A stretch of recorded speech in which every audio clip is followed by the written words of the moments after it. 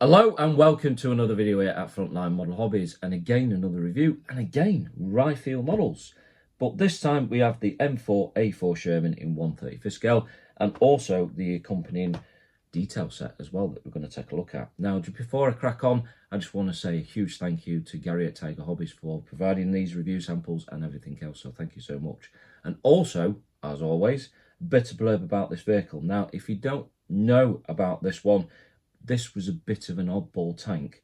Now, the engine itself was an A57 motor, and it was really 5 car engines around one crankcase, which is mad. But the hull as well was all welded and this, that and the other. So predominantly the Americans particularly didn't like this one. They used it mainly for training purposes. They used the bits in combat, but predominantly we used it. So the British, the Polish, as you can see there, the Chinese, the French and the Canadians and maybe some other people used this one in combat because they found it more reliable than their tanks. So with that, let's have a look inside the box. Now, you've got to admit it, that box art looks absolutely striking. It's got that, obviously, what this tank is being set in, that Southeast Asian scheme, and the setting, really lovely. Okay, so as you can see, you've got a metal barrel on there, and they're the marking options in this annual. And I know what you're saying, get on with it. I know. So in the box, so we've got a full box. So we've got the turret, we've got the hull, we've got the metal barrel, we've got polycaps, we've got the clear parts, we've got some springs. Okay, we've got the tow rope in there, and then we've got loads of bigger sprues, little sprues. You can count these, which are coming out of here. We've got ×2 there. We've got loads of tracks. So if you love tracks, you're going to love this one. The bigger sprue. We've got the decals, the PE parts, and the instructions. So bear with me 2 seconds. I'll show you these. As always, we'll take a look at the instructions. Now, if you've already built a Rye Field Models Sherman, then obviously you're going to see some sort of comparison between the rest that you've built. Over the page, you've got all your sprue call-outs. Like I always say, just make sure you've got everything in the box, but you can pause that anytime as you wish. Then over the page, you're starting on with the build, so you're putting all the lower hull together. As you can see, it's all outlined in red where you need to glue them up, glue everything together really. And then obviously you've got this front segment to go down, which is where the gearbox is located. Over the other page, you're putting that together, then you're putting all the suspension bogie together, so that's what those springs are for, so it's workable suspension. Then you, over the page, you're putting in this exhaust system down in there, and also down at the bottom you've got your drive sprocket and your wheels to be put in there. Then over the page you've got your tracks going down in there, so they're not link and length, but yeah, they don't look too overcomplicated. But if you don't like doing tracks, then obviously don't get this kit. You're putting your bow gun in there, and your drivers and your gunners hatches down in there. As you can see, a load of photo etched and a few other bits and bobs in there. Then over the page, you're putting your tools down on the hull, and then you're putting your rear engine deck in there and more tools. Then you're putting the top to the bottom, and then over the page you've got a bit more photo etched, and it shows you quite good alignments, to be honest with you, how it all goes together. Then you put in a few more bits and bobs, nice pictures as well that shows you the orientation. Then you start working onto the turret, putting all the bits and bobs on there. Then you start putting the gun mantlet and everything, and the bow gun in there. Then you're putting your 50 together that goes on the top of the turret. You put in your tow cable and then the turret, and with the turret ring onto there. So it's got nice pictures and things showing you where everything goes. And then we're into the colour call-outs, which look absolutely stunning. So you've got 2 Chinese ones, you've got a Canadian one, then you've got a Royal Marines one with, actually, it's got that nice compass going all the way around there. Then you've got a, I believe that's a French one. Then you've got a Polish one, and then that is that. Now, the decals look really nice. They're nice and thin. They all look within register. I don't see any spelling mistakes or anything like that. They look very nice. The carrier film is as best as what they could do, to be honest with you. And I believe it's printed by Rye Field Models themselves. So they look very nice indeed. Not a problem with them. They should go down. And obviously most of it is going down, with the exception of these on curved surfaces, but they should be fine. As always, the photo etched has got this clear acetate that's stuck down on both sides. That is just to protect it, so just be careful when you remove it. But the gauge is, I would say, between Edard and Trumpeter, so it's around about the right size.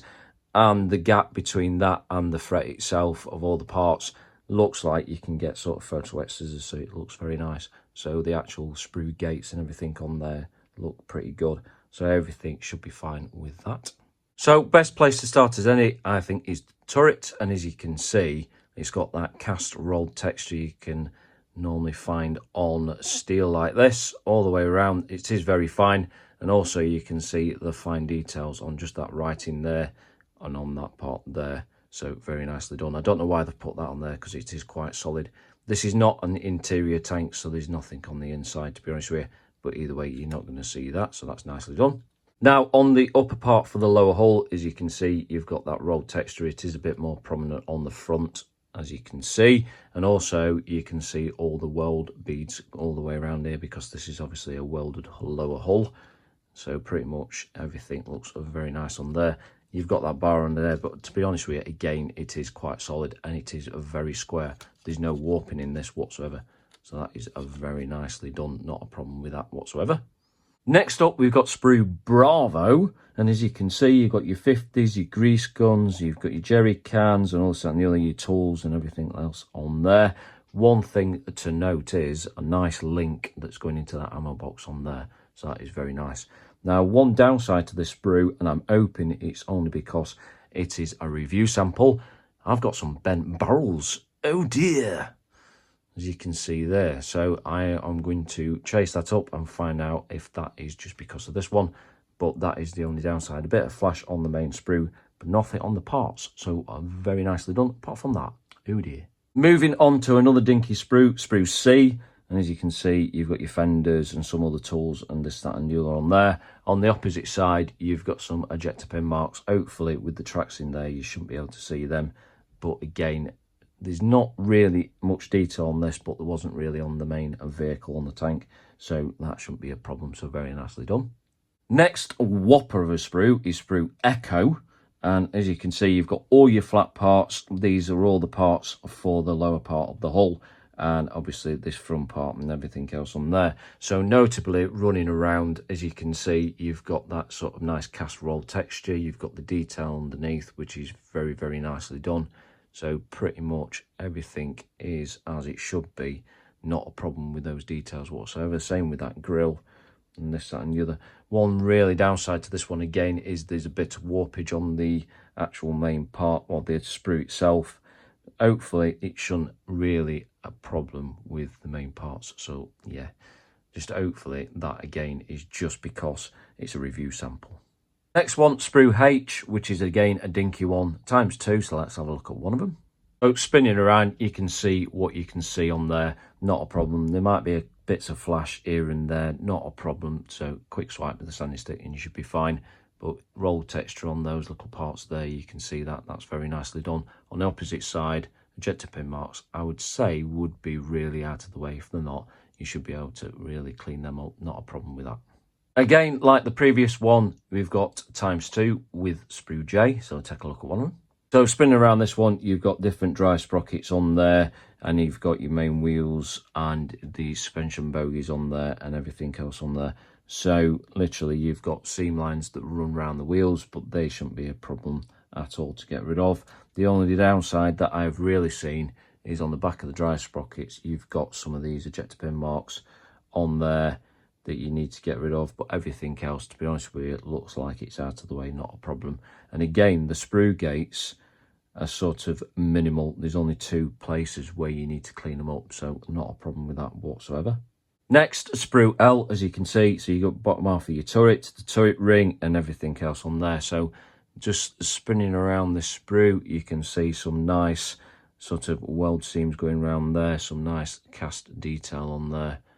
Very nicely done, so very sharp, some nice slip molding on the end of there, so even the small fine details is picked out very well. Even that turret ring doesn't look too bad whatsoever, so very nice sprue.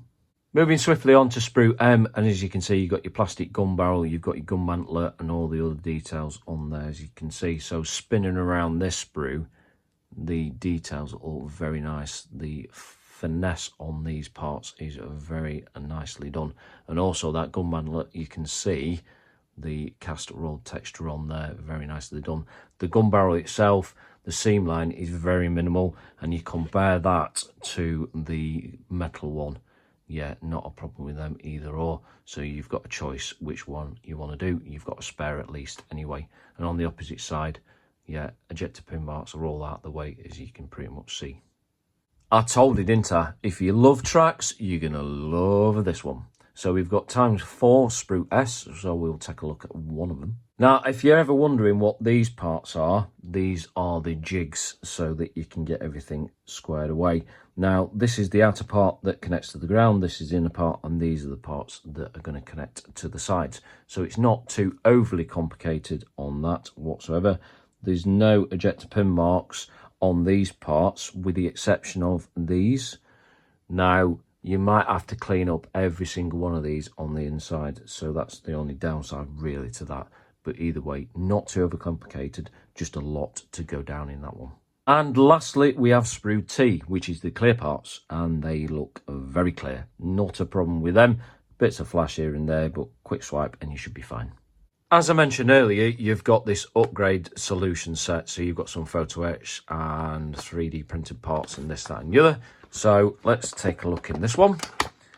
Now you've got some instructions. We've got a load of PE parts, and we've got 2 boxes of 3D printed parts. So bear with me and I'll show you each one. So the instructions is just one pull-out sheet. As you can see, it tells you step 1 on page 3, and this is what you're really replacing. So as you can see, and you can pause this at any time as you wish, this is what you're replacing and getting with this set. So pretty much self-explanatory, not a problem with this one whatsoever. And as you can see, you get all these side skirts, and you've got your 3D printed parts on there, and you've got a mask as well. Woo! So just like the kit photo etched, this is exactly the same as in gauge, and you've got this clear acetate on both sides just protecting it. And also, as you can see, you've got all these fold lines and everything in there. So if you like photo etched, you're going to love this one. Now, this smaller piece of photo etched is exactly the same. You've got this spray mask, which is a lot easier to use than Tamiya tape. You can clean it with some thinners and reuse it. And also these other bits and bobs are not too close together. Looks a lot better if you're using photo etch scissors or something like that. So very nicely done. Also, you get a piece of brass rod and some acetate. Not going to get them out of the bag, but you get that also in the box. So in terms of the 3D printed parts from the upgrade set, as you can see, you get the 50 body, you get the ammo boxes, you've got your lights on there, you've got the muzzle cover, and you've got your barrel gun and everything else on there.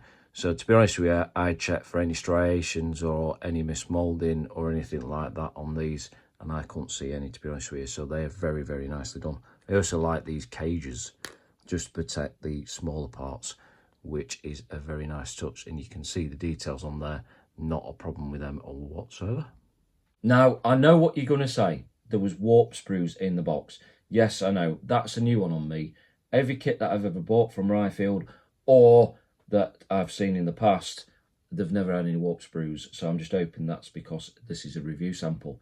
But either way, the kit has now been released. I got this before it had been released. So just make sure inside your box everything is fine, which I'm sure it will be.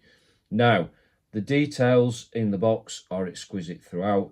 You've got everything in there which you need to do a fantastic kit. And if you don't really want to do what everybody seems to do with Sherman's, is an American one, then you've got some quite fancy schemes in there. So you've got the Chinese ones and this, that and the other. So I really like this one. Obviously, you can go away doing the Tamiya one, but the schemes and everything that you get in the box, I think this is a better package, to be honest with you. And also, if you want to upgrade it, which, you know, you can go away and do it if you so wish, but I don't really see the point of why you want to do that. But if you do, that is £18.99 and that is £47.99. So don't pay any more for these, okay? So don't get ripped off. Anyway, I just want to say thank you so much for watching, and I'll see you again on the next one. Cheerio.